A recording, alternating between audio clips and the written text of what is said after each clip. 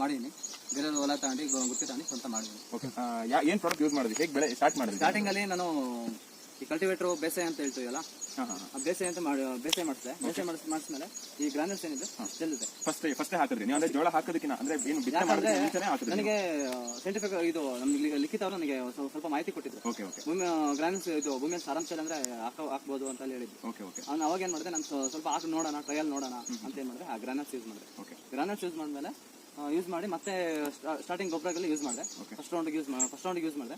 Second ರೌಂಡ್ಗೆ ಆಗಲಿಲ್ಲ, ಮತ್ತೆ last round ಮತ್ತೆ ಅದನ್ನ ಯೂಸ್ ಮಾಡಿದೆ. ನೋಡಿ ಫ್ರೆಂಡ್ಸ್, ಆಕ್ಚುಲಿ ನಾವು ಇಲ್ಲಿ ಕಾಣಿಸ್ತಾ ಇದೆ. ಸೊ ಇದೇ ಗ್ರಾನ್ಯೂಲ್ಸ್ ಯೂಸ್ ಮಾಡಿಬಿಟ್ಟು ಇಂದು ತುಂಬಾ ಚೆನ್ನಾಗಿ ಬೆಳೆನ ತೆಗೆದಿದ್ದಾರೆ. ಸೊ ಬೆಳೆ ಬಗ್ಗೆ ನಾವು ತಿಳ್ಕೊಳ್ಳೋಣ ಯಾವ ತರ ಆಗಿದೆ ಅಂತ ಹೇಳಿದ್ರೆ. ಸೊ ಜೇನಂದ್ರೆ ಆಕ್ಚುಲಿ ಏನ್ ಅನಿಸುತ್ತೆ ಸ್ಪೆಷಲಿ ಇದ್ರ ಬಗ್ಗೆ ಸ್ವಲ್ಪ ಹೇಳ್ತೀರಾ? ಬೇರೆ ಇದು ಒಂಥರ ತುಂಬಾ ಗ್ರೀನ್ ಆಗಿದೆ. ಓಕೆ. ಯಾವತ್ತೂ ಒಂದು ವೀಕ್ನೆಸ್ ಬರಲ್ಲ. ಮತ್ತೆ ಹಸಿಯಲ್ಲಿ ಏನ್ ತನುವಿನಾಂಶ ಏನೋ ಇರುತ್ತೆ ಅದು ಹಂಗೆ ಇರುತ್ತೆ, ತೇವಾಂಶ ಹಂಗೆ ಇರುತ್ತೆ, ಹೋಗಲ್ಲ. ಭೂಮಿಯಲ್ಲಿ ಈಗ ನೀವು ಗೊಬ್ಬರ ಹಾಕಿರ್ತೀವಲ್ಲ, ಗೊಬ್ಬರಕ್ಕೂ ಇದಕ್ಕೂ ಬಿಡು, ಗೊಬ್ಬರ ಆದ್ರೆ ಡ್ರೈ ಆಗ್ಬಿಡುತ್ತೆ. ಅದು ಕೆಮಿಕಲ್ ಅಲ್ಲ, ಡ್ರೈ ಆಗ್ಬಿಡುತ್ತೆ. ಈ ಬರೀ ನಾನು ಜಾಸ್ತಿ ಏನು ಖರ್ಚು ಮಾಡಿಲ್ಲ. ಹೇಳ್ಬೇಕಂದ್ರೆ ಅವಾಗ ಹೋದ ವರ್ಷದಲ್ಲಿ 25,000 ತನಕ ಖರ್ಚು ಮಾಡಿದ್ದೀನಿ.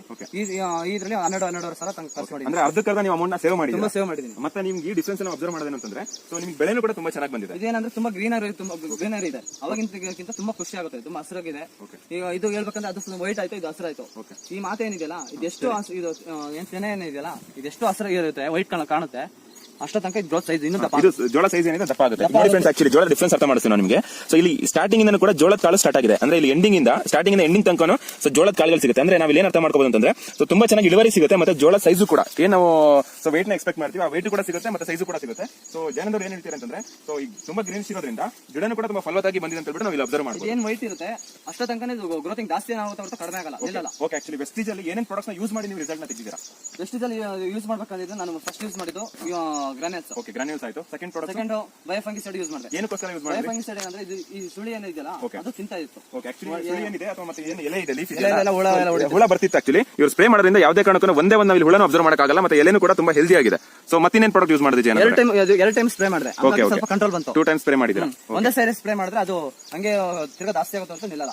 ನಾನು 15 ದಿವಸ ಗ್ಯಾಪ್ ಇಟ್ಟು ತಿರ್ಗಾ ಸ್ಪ್ರೇ ಮಾಡಿದೆ. 2 ಟೈಮ್ಸ್ ಸ್ಪ್ರೇ ಮಾಡೋದ್ರಿಂದ ರಿಸಲ್ಟ್ ಚೆನ್ನಾಗಿ ಬರುತ್ತೆ ಅಂತ ಹೇಳ್ತಾ ಇದ್ದೀರಾ. ಓಕೆ. ಮತ್ತೆ ಯಾವ ಪ್ರಾಡಕ್ಟ್ ಯೂಸ್ ಮಾಡಿದ್ರಿ? ಆಮೇಲೆ ಈಗ ನ್ಯಾನೋಟೆಕ್ ಯೂಸ್ ಮಾಡಬೇಕು. ಯಾಕಂದ್ರೆ ಯೂಸ್ ಮಾಡ್ಬೇಕಂದ್ರೆ ಗ್ರೋತಿಂಗ್ ಜಾಸ್ತಿ ಆಗುತ್ತೆ ಅಂತ ಇನ್ಫಾರ್ಮೇಶನ್. ಓಕೆ ಫ್ರೆಂಡ್ಸ್, ನೋಡಿ ಆಕ್ಚುಲಿ ಇಲ್ಲಿ ಬೆಳೆ ತುಂಬಾ ಚೆನ್ನಾಗಿ ಬಂದಿದೆ. ನಮ್ದು ಏನಾದ್ರು ಈಗ ನ್ಯಾನೋಟೆಕ್ ನ ಯೂಸ್ ಮಾಡಿದ್ರೆ ನಾವು ಇನ್ನೂ ಕೂಡ ಇಳುವರಿನ ಜಾಸ್ತಿ ಎಕ್ಸ್ಪೆಕ್ಟ್ ಮಾಡಬಹುದು ಅಂತ ಹೇಳ್ಬಿಟ್ಟು ಜಯನಂದ್ ಅವರು ಹೇಳ್ತಾರೆ. ಸೊ ಇವ್ರದ್ದು ಪರ್ಸನಲ್ ಎಕ್ಸ್ಪೀರಿಯನ್ಸ್.